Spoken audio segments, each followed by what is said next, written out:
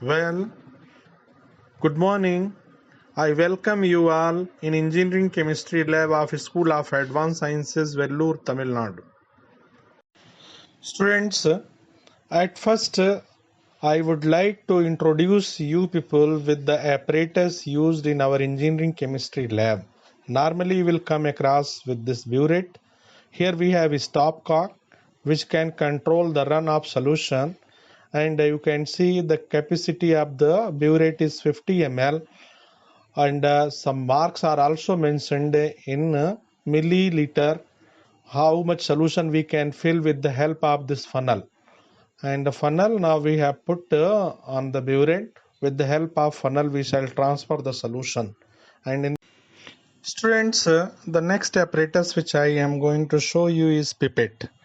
Capacity of this pipette is 20 ml, means 20 ml sharp solution we can take. Now, test tube. You are very much familiar with the test tube, and I am holding this test tube with the help of one test tube holder. Sometimes this test tube holder it becomes very useful to save our skin. This is dropper, and dropper is dipped in one solution kept in a bottle, and actually this bottle is an indicator. This indicator will be needed in some volumetric analysis exercise, and particularly here which one is in my hand, that is EBT. It is known as a rhyochrome black tea indicator. Now this bottle is sulfuric acid. So this sulfuric acid, as you all know, this sulfuric acid is very strong acid and quite dangerous to the skin as well as to your beautiful dresses also. So we have to use it carefully. This is conical flask. In this conical flask we shall take our pipette solution, the measured amount 20 ml pipette solution. We shall see a bit later how are we going to take. Now the small bottle is containing unknown sample. Suppose you are getting some ferrous ammonium sulfate and unknown amount, and you have to find out what is the concentration of it. So that unknown sample, certain amount will be given to you, certain volume will be given to you, and you have to find out the concentration of it. So, and now it is a beaker in my hand. Capacity of beaker is also mentioned therein on the beaker, and this is glass rod. Glass rod we have to use wherever you will see in the experiment. This is the standard flask or volumetric flask in which we are preparing the solution by transferring the unknown samples. So that also I will demonstrate to you once I am making you familiar with the names of the apparatus. Now in this bottle where pipette I have dipped, that is containing aqueous solution of potassium dichromate. You can see on the bottle that is mentioned, and this potassium dichromate, it is orange in the color, but here we are using it's an aqueous solution which is looking yellowish, and presently I am going to consider it as a pipette solution or the solution for which I have to know the strength. Now this bottle where it is written capital B, it indicates that is burette solution, and we have to transfer this solution into the burette. Now this is the squeeze bottle or wash bottle. It is containing distilled water. So we shall use this water to prepare the solution, or to some extent we shall use it for the cleaning of few glasswares also to some extent. So I'll demonstrate to you. This is the pipette controller, and with the help of this we shall take the pipette solution, because few people are quite scared while taking the pipette solution by mouth. Now how it is going to be fixed, that also you will get the demonstration, and how solution could be taken, how we can transfer the sharp 20 ml solution with the help of pipette. So you will see a bit later. Next step is, this is the tile. The tile we are taking white colored ceramic tile. White color we are taking to get the clear cut variation in the colors. What are the colors changing when reaction gets completed, or when two different reactants, one from burette, another in pipette, when they are meeting, so what changes in the colors are taking place, we should identify. So that's why this white colored tile it has been taken here. Now, the burette which we are going to use for titration, at first we have to clean the concerned apparatus we are supposed to clean.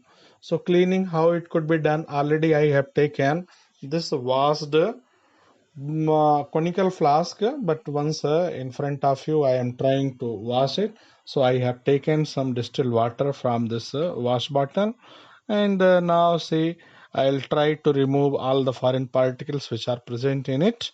Already this conical flask was washed. I have taken new one, but now once in front of you I am showing how to wash. And say if you are sure it has been cleaned, then no need to add water. Otherwise, one or two times more we can add water some more, and then we can clean it. Further, the burette. Suppose burette we have to clean, and if this burette by chance, this is also new burette, so I am taking a little bit water into it, and I just closed this stopcock already so that water should not fall down, and then just I am trying to clean, and I will run this water through the stopcock so that if any foreign particle is stranded there, so it could be drained away. And see, I am just trying to drain it into the sink directly so that neatness should be maintained properly. And so here we have to be very very careful when we are going to use these apparatus. So it should be cleaned in order to get better result. The apparatus should be clean. Now one more thing, one more very important thing, the solution which we are going to fill in the burette. So it is better at first let us create some environment of that particular solution in the burette itself. So what I have done, the little bit this burette solution I have transferred into the burette, and now I am giving the environment of this particular solution to this burette, because now I have to transfer, and I don't want to take any chance that there should be variation in the concentration of this burette solution. So there should be uniformity, and I created the environment. There may be few drops stranded there, and those also I have drained. And now after ensuring everything, then I am going to transfer this burette solution into this burette. I have raised a little bit funnel, if you are able to notice, so that here properly the burette it could be filled, and where we have the zero mark, here means where it is indicating 0 ml, we have taken the burette solution little bit more than that, because we have to adjust the level. And since this is the colorless solution, so we have to remember, for colorless solution the lower meniscus should touch the 0. And once I have adjusted it, now I am fixing the burette into this burette stand. So now our burette solution is ready for the reaction, and it is ready to run the burette solution. So now our run responsibility is over. So after adjusting everything, then we can proceed for the next step. We can remove the bottle and we can keep aside. And now what is the next step? We have to take the pipette solution. Now this is a very very important and very challenging step. How are we going to take the pipette solution with the help of this pipette controller? Now with the help of pipette controller, we have taken the pipette solution up to the mark mentioned in the pipette. Only then it will come sharp 20 ml, and carefully we are transferring this entire 20 ml pipette solution, that is potassium dichromate aqueous solution, directly into the conical flask which we have. Thus 20 ml aqueous solution of potassium dichromate came into the conical flask. Afterwards, if additive sulfuric acid is required in this particular titration, and then we can take sulfuric acid also. We don't have to fill up to the brim, but we have taken carefully, and now we have transferred into the conical flask.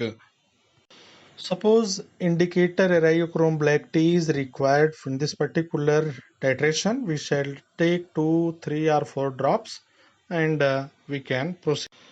After adding all the required reagents, then we can run the burette solution into it to get the required color. And 1 ml we can run, and we have to check it carefully that when we are going to get the end point. Now, two reactants are reacting with each other in the presence of additives and indicator. So certain color change is going to be observed here, and we have to notice that color. Now suppose this is the required color, then we shall stop running the burette. In order to make correct observation, we need concordant readings of the burette solution. Concordant reading means at least two observations must be same. So we have to clean our conical flask, and this cleaning we have to ensure the previous solution or aliquot should not be remaining here. So once it is cleaned, then again we shall repeat. Now we are moving towards another important step for the preparation of solution. How? After washing the funnel, and I am taking this standard flask, I will ensure that flask is also washed properly. Any remaining particle should not be left inside. So 1-2 times we can add distilled water, and then we can wash it. Afterwards, the washed funnel I am going to put on the standard flask. It will be raised little bit. Then unknown solution which was given in the small sample bottle, we are transferring completely into the standard flask. In order to ensure the complete transfer of solution, we are adding little bit water, and further we are transferring into the standard flask. So it could be done 2-3 times to ensure the entire solution has been transferred. Even not a single drop should be remaining outside, otherwise it can affect the concentration of the solution and our result may go wrong. Now here we are adding distilled water. We have to make the solution up to 100 ml, but before that, before making up to 100 ml, once we shall put the stopper and we shall shake the flask well. Why are we shaking? In order to make the solution homogeneous. Homogeneity must be there.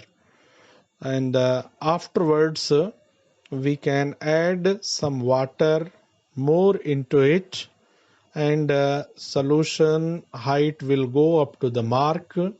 Again we have to keep in our mind this is colorless solution, and its lower meniscus should touch the mark of 100 ml. In such a way we are going to make the solution in 100 ml. By chance, if the lower meniscus goes above the mark, then preparation of the solution will be wrong. So this is a very critical situation, and in this situation carefully we have to add even drop wise H2O or water into it. Now again we are going to use this pipette to take the unknown solution 20 ml, and we have to transfer it into the conical flask. So you can see I am using the pipette controller to take the 20 ml of exact solution, and now I am transferring into the conical flask. Because this unknown solution is going to be titrated against the burette solution. So now my solution, it has been transferred, and whatever additives will be needed after transferring this pipette solution, which was unknown solution, if requires, we have to add again additive as well as the indicator into it, and then we have to titrate against the burette solution. Now I am refilling the burette with burette solution, and we have to maintain its level 0 as usual, so that there should not be any discrepancy in the observations. So we are trying to maintain the uniformity. Further, since we are going to titrate the solution which we have prepared few minutes ago, means this is the unknown solution, and we have to take the additives indicators as usual, or whatever the instructions have been given, and then we have to run the burette solution into it in order to get the required endpoint or the required color change. Then our experiment is getting over here. Afterwards, we have to get the concordant values of the burette readings, and then we have to proceed for the calculation finally towards result.